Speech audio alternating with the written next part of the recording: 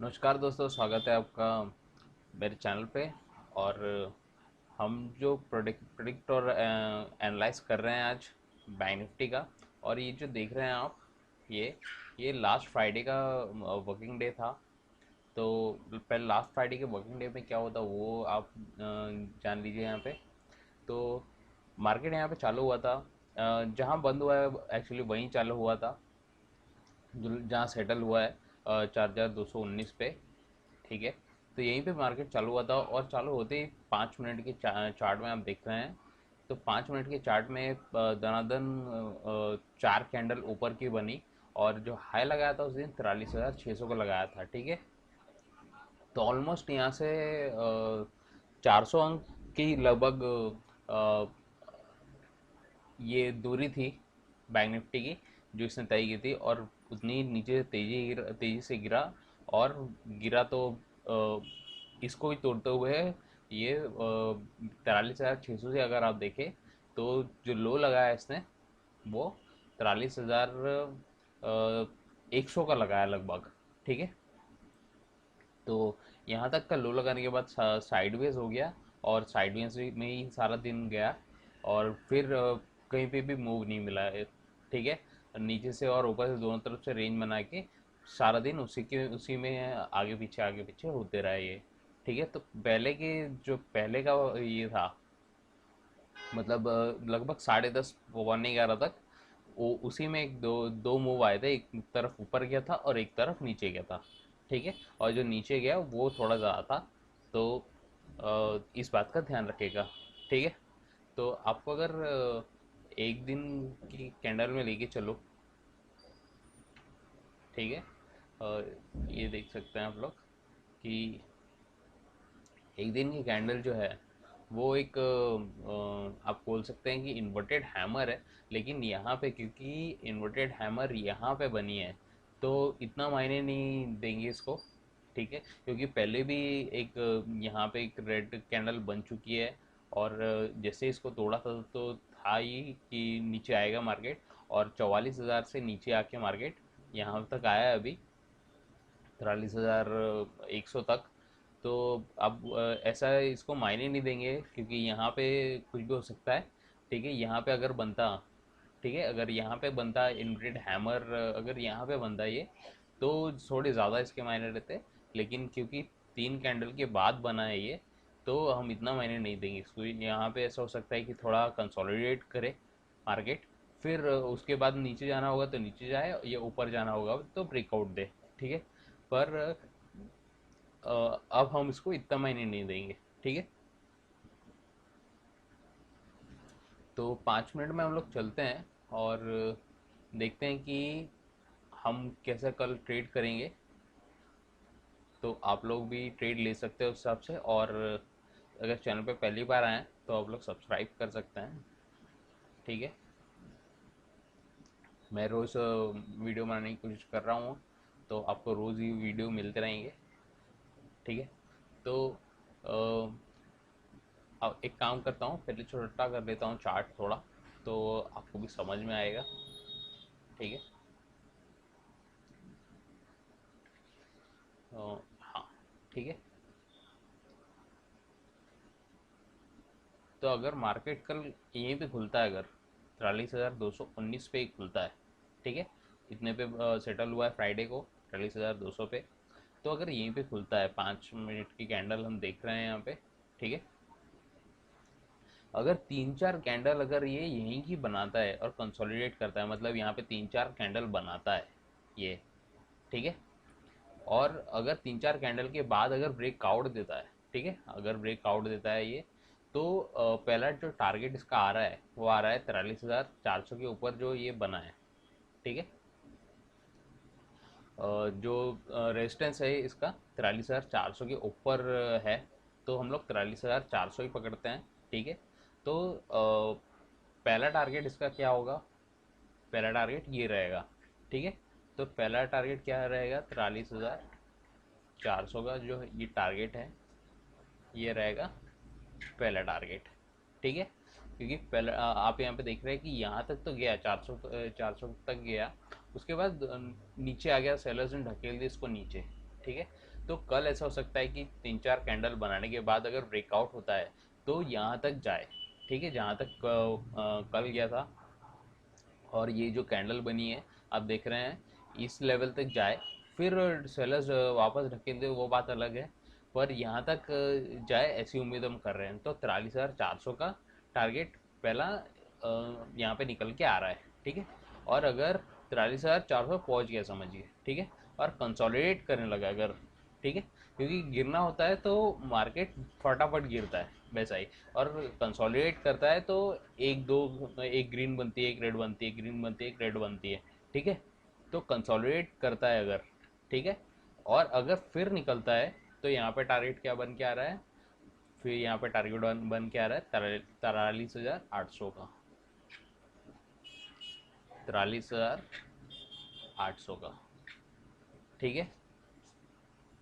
तो ये वाला जो टारगेट है, ये यहाँ पे दूसरा टारगेट निकल के आ रहा है, ठीक है। और यहाँ पे आप लोग देख सकते हैं कि यहाँ तक कोई भी यहाँ पे रेजिस्टेंस नहीं है, सीधे 43,800 की जो लाइन है, ठीक है, ये जो 43,800 का लेवल है, यहीं पे एक रेजिस्टेंस है जो कि पिछले बार भी ढकेल दिया था एक बार, फिर गया ऊपर, फिर नीचे गया, फिर भले ही ब्रेकआउट दे दिया था, पर ये दो बार जो रेजिस्टेंस था वो इनफ था इसके लिए नीचे ढकेलने के लिए इसको, और आगे भी ऐसा हो सकता है कि 800 से नीचे ढकेले सेलर इसको, ठीक है। तो ये यहाँ पे दूसरा टारगेट निकल के आ रहा है। तो पहला टारगेट क्या निकल के आ रहा है, 43,400 का, और दूसरा टारगेट जो है वो 43,800 का निकल के आ रहा है, ठीक है। और अगर मान के चलिए अगर कंसोलिडेट करता है, अगर कल सुबह अगर 9:30 तक, 9:30 या 35 तक अगर ये कंसोलिडेट करता है और ब्रेक डाउन देता है अगर, ठीक है, ब्रेक डाउन देता है, तो फिर क्या टारगेट निकल के आ रहा है, फिर निकल के आ रहा है 43,000, क्योंकि 43,000 एक साइकोलॉजिकल लेवल है, और इसके नीचे जाने के लिए काफ़ी पावर लगता है बैंक निफ्टी को, ठीक है। तो यहाँ पे देख रहे हैं आप लोग कि 43,000 तक यहाँ पे कोई भी सपोर्ट नहीं है, ठीक है, 43,000 पे ही सपोर्ट है। ये 43,000 जो लेवल है वो साइकोलॉजिकल लेवल है, और आप देख सकते हैं कि यहाँ पे एक बार ऊपर गया, नीचे नहीं आ पाया, यहाँ पे नीचे नहीं हो पाया, दो बार हो गया, फिर यहाँ पे नीचे नहीं आ पाया, यहाँ पे नीचे नहीं आ पाया, यहाँ पे नहीं आ पाया, ठीक है।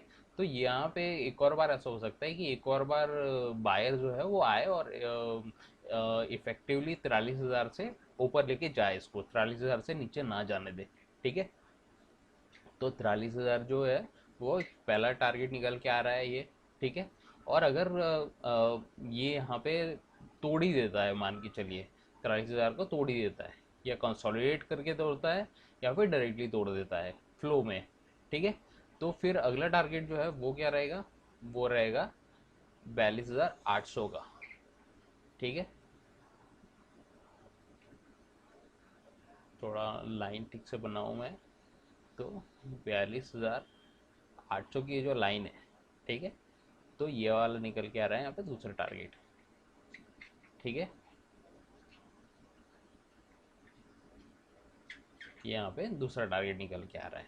क्यों निकल के आ रहा है, क्योंकि यहाँ पे आप लोग देख रहे हैं कि यहाँ पे थोड़ा सपोर्ट है बैंक निफ्टी को, ठीक है। जैसे अगर यहाँ पे आया था, ठीक है, तो यहाँ पे दिन खत्म हो गया, अगला दिन शुरुआत हुआ वो ऊपर ही गया मार्केट वहाँ से, ठीक है। फिर अगला दिन शुरुआत हुआ, ठीक है, वो ऊपर गया। तो ये 42,800 का जो लेवल है, ये भी इम्पोर्टेंट लेवल है, ठीक है, सपोर्ट के हिसाब से। और बैंक निफ्टी जो है दोनों लेवल के लिए अच्छा खासा सपोर्ट ले चुका है, ठीक है। तो कल भी हो सकता है कि दोनों लेवल में से किसी एक लेवल पे ये सपोर्ट ले, ठीक है। तो पहला टारगेट क्या है, 43,000 का है, और 43,000 पे पहुँच कर कंसोलिडेट करने लगता है और तोड़ता है, तो दूसरा टारगेट क्या निकल के आ रहा है यहाँ पे 42,800 का, ठीक है।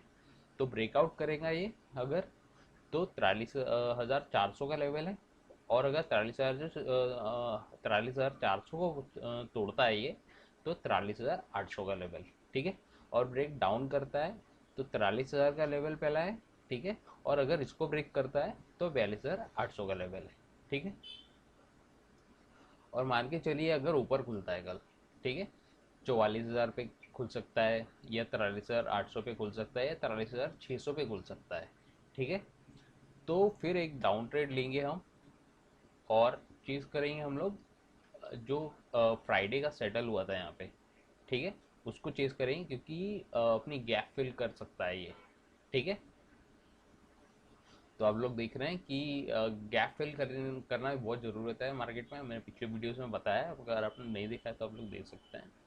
ठीक है, तो गैप फिल करना बहुत ज़रूरी होता है। यहाँ पे गैप फिल हो जाएगी इसकी, फिर यहाँ से हो सकता है कि ऊपर चले जाए मार्केट वापस से, पर मेरा मानना है कि नीचे तो आएगा ये। ठीक है, और अपनी गैप फिल इसने करनी चाहिए। ठीक है, तो यहाँ पे पहला टारगेट क्या निकल के आ रहा है, 43,200 का। 43,200 का ये रहेगा यहाँ पे पहला टारगेट। ठीक है, और अगर पहले टारगेट पे पहुँच गया 43,200 पे, और अगर कंसोलिडेट करने लगा, अगर फिर से गिरता है, ठीक है, फिर से गिरता है, तो अगला टारगेट क्या होगा इसका, 43,000 होगा। 43,000 का जो लेवल है वो एक साइकोलॉजिकल लेवल है, अभी बताया मैंने। तो 43,000 पे पहुँच के ऐसा हो सकता है कि ऊपर लीजिए इसको बायर्स। ठीक है, तो 43,200 पहला लेवल है जो कि हमारा एक्चुअल टारगेट है, और फिर और नीचे गिरता है तो 43,000 का जो लेवल है वो रहेगा हमारा दूसरा टारगेट। ठीक है, तो ये दो टारगेट आपको समझ में आ गए। ठीक है, और अगर मान के चलिए, अगर इसको मिटा देता हूँ मैं, और यहाँ पे खुलता है, अगर गैप डाउन खुलता है 42,800 पे खुलता है, ठीक है, या 43,000 पे खुलता है, 43,000 पे भी खुल सकता है क्योंकि साइकोलॉजिकल लेवल है, तो ऐसा हो सकता है कि बायर्स यहीं पे एक्टिव हो।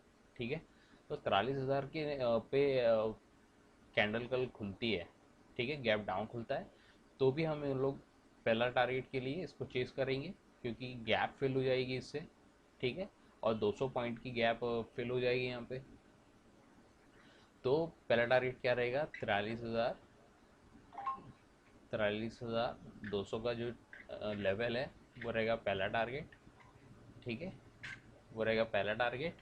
ठीक है, और अगर कंसोलिडेट करता है, अगर पहुंचने के बाद 43,200 पहुंच गया समझिए मार्केट, ठीक है, और फिर कैंडल अगर कंसोलिडेट करने लगी, अगर जैसे रेड बनी, फिर दोबारा ग्रीन बनी, ठीक है, फिर रेड बनी, फिर ग्रीन बनी, और ब्रेक किया अगर इसने इसको, तो दूसरा टारगेट क्या रहेगा, 43,400 का रहेगा। 43,400 का रहेगा दूसरा टारगेट। ठीक है, क्योंकि अभी मैंने बताया था कि ये वाला लेवल भी इम्पोर्टेंट लेवल है इसके लिए, तो ये वाले लेवल पे भी इसको रेजिस्टेंस तो फेस करना ही पड़ेगा, लेकिन अगर कंसोलिडेट कर दिया, ठीक है, बायर्स लोग आए और कंसोलिडेट करने लगे और फिर निकला, तो फिर और दूसरा टारगेट क्या है इसका, 43,400 का दिया मैंने। ठीक है, और कंसोलिडेट करके अगर फिर से निकलता है, तो फिर अगला टारगेट इसका क्या निकल रहा है, 43,800 का निकल रहा है। ठीक है, 43,800 का, तो ये हो जाएगा हमारा तीसरा टारगेट। ठीक है, तो 43,200 से 43,800 पहुँचने में बहुत ही अच्छे पॉइंट्स है, 600-700 पॉइंट होते हैं, और आप ये कैप्चर कर सकते हैं अगर मार्केट यहाँ खुलता है, नीचे खुलता है तो।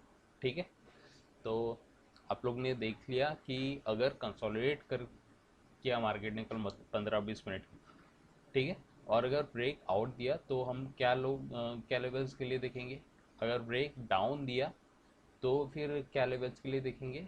ठीक है, और अगर गैप अप खुला, यहाँ कहीं खुला, तो फिर क्या लेवल्स के लिए हम देखेंगे, और गैप डाउन खुलता है अगर, तो फिर क्या लेवल्स के लिए देखेंगे। ठीक है,